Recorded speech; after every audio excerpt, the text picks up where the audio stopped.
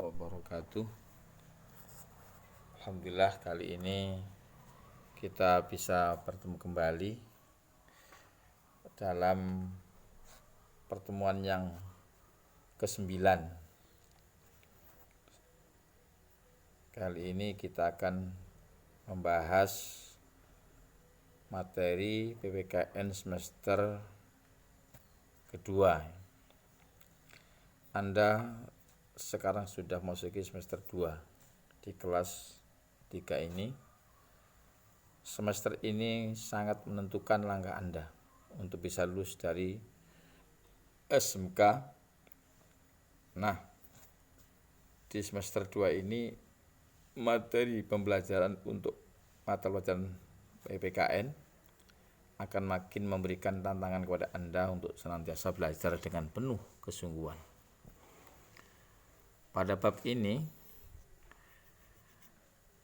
Anda akan diajak untuk mengevaluasi potensi ancaman terhadap negara terkait kemajuan ilmu pengetahuan dan teknologi dalam bingkai Bhinneka Tunggal Ika. Pada akhirnya, Anda dapat menunjukkan partisipasi dalam mengatasi berbagai macam ancaman yang dapat mengganggu persatuan dan kesatuan bangsa.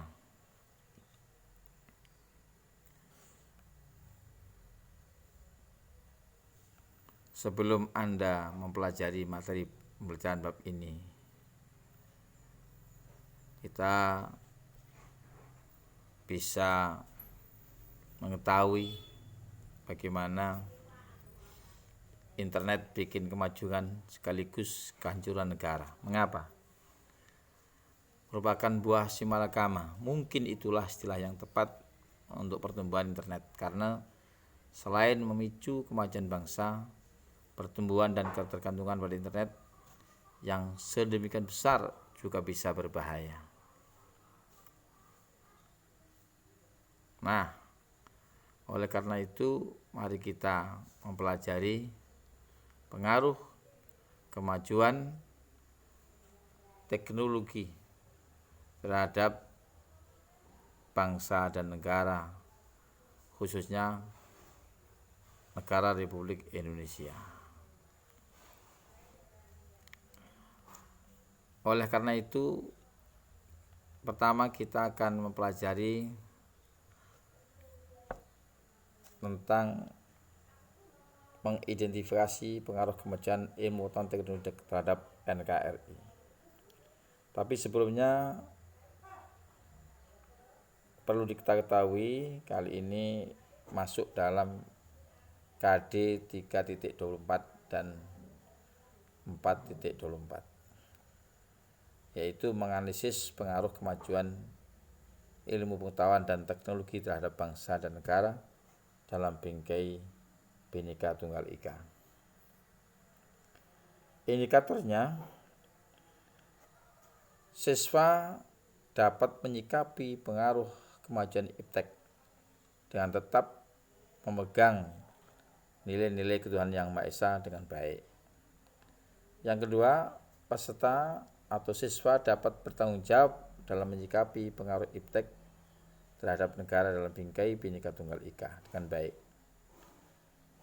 Kemudian siswa harus mampu mengidentifikasi pengaruh kemajuan iptek terhadap negara dalam bingkai Tunggal Ika dengan benar dan baik. Nah, mari kita yang pertama mengidentifikasi pengaruh kemajuan ilmu pengetahuan dan teknologi terhadap NKRI. Pada abad ke-20, termasuk sekali ini sudah masuki abad ke-20, hampir ke-21 nanti, rekayasa teknologi yang dikembangkan oleh manusia terus mengalami kemajuan bahkan menuju kesempurnaan. Pada abad ini ditemukan beberapa alat yang sangat menunjang pada perkembangan dan kemajuan ilmu pengetahuan. Sepertinya muncul televisi, komputer, telepon, internet, dan sebagainya. Selain itu, perkembangan teknologi transportasi juga semakin menunjukkan bahwa dunia ini tanpa batas. Alat-alat transportasi seperti mobil, kapal laut, dan pesawat udara seakan-akan membuat jarak antar daerah bahkan antar negara sekalipun semakin pendek dan bisa tempuh hanya dengan hitungan jam, paling lama hitungan hari. Hal tersebut menunjukkan bahwa kemajuan iptek sedang dinikmati oleh seluruh masyarakat dunia, termasuk masyarakat Indonesia. Kemajuan iptek tentunya memberikan pengaruh bagi kehidupan sebuah bangsa, baik itu pengaruh positif maupun pengaruh negatif. Ini, jadi kita sebagai generasi penerus bangsa, kita harus bisa mengambil yang sebaik-baiknya dalam pengaruh ilmu pengetahuan teknologi ini melalui jaringan internet.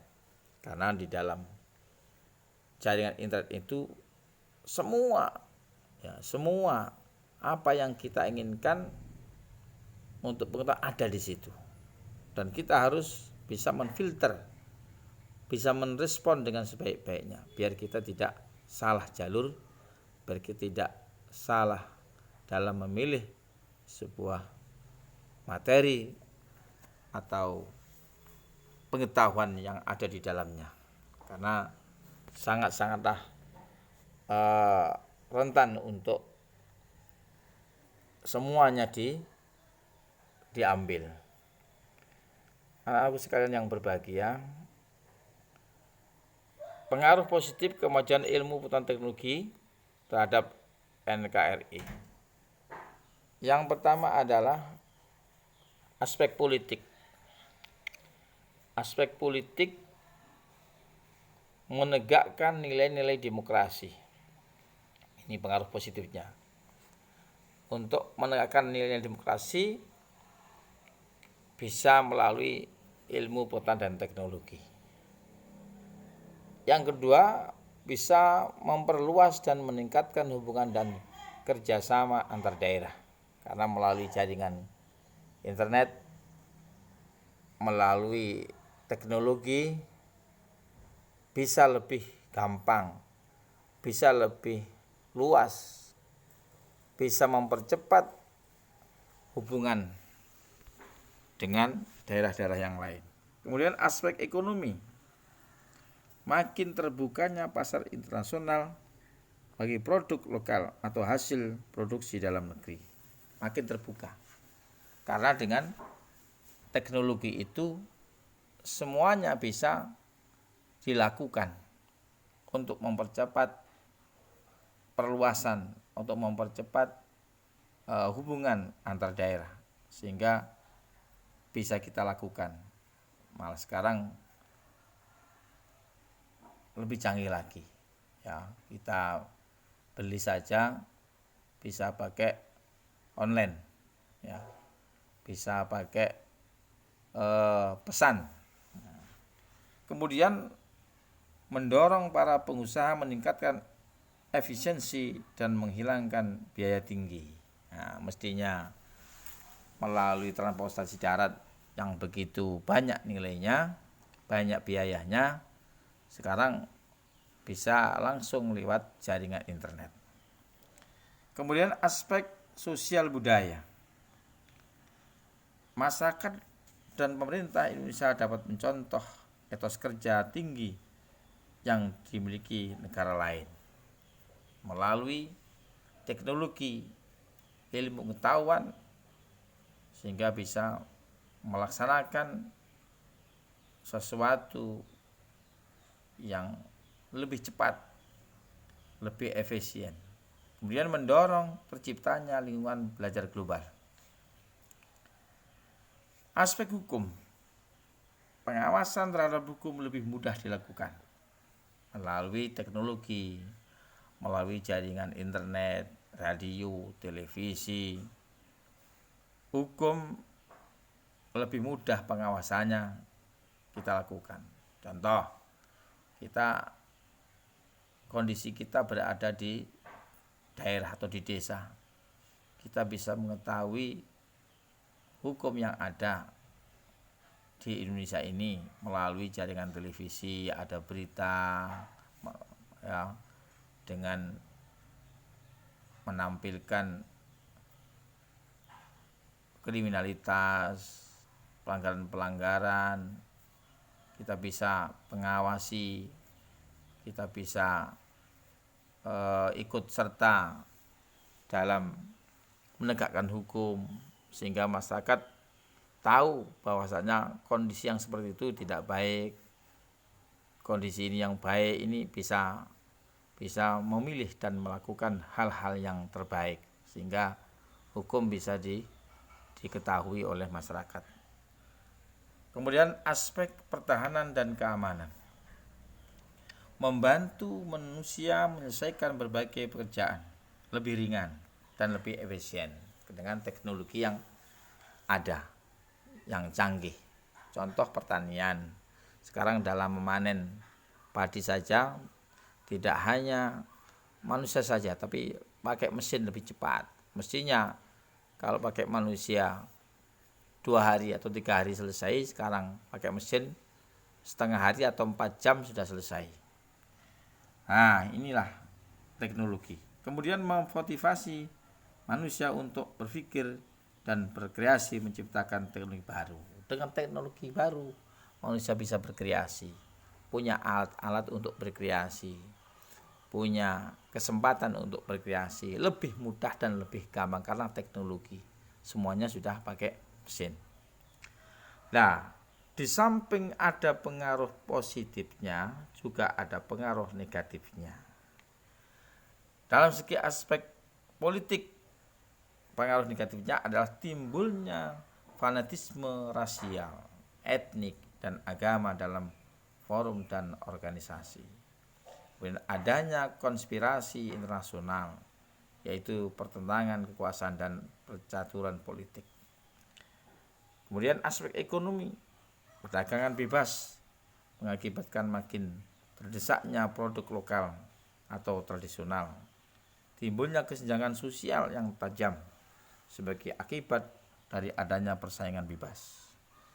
Aspek sosial budaya, munculnya gaya hidup konsumtif dan senang mengonsumsi barang-barang dari luar negeri. Sehingga manusia hanya enaknya sendiri, jadi tidak mau berkreasi sendiri, selalu mengandalkan bergantungan dengan produk-produk luar negeri. Semakin memudahnya semangat gotong royong, solidaritas, kepedulian, dan kesetikawanan sosial. Ini sudah terjadi di desa kita pun juga sudah terjadi, sehingga banyak orang yang enggan bergotong royong karena sudah memikirkan dirinya sendiri. Nah, ini pengaruh negatif dalam sosial budaya. Kemudian aspek hukum, maraknya kejahatan cybercrime, kemudian memudahkan masyarakat dalam melakukan tindakan kriminalitas karena dengan teknologi dengan mudah memakai alat-alat teknologi melakukan suatu kejahatan. Kemudian aspek pertahanan keamanan, munculnya perang informasi yang mengancam kedaulatan NKRI. Keberadaan senjata pemusnah massal seperti nuklir dikhawatirkan mengancam kedaulatan NKRI. Bagaimana mensikapi seperti itu?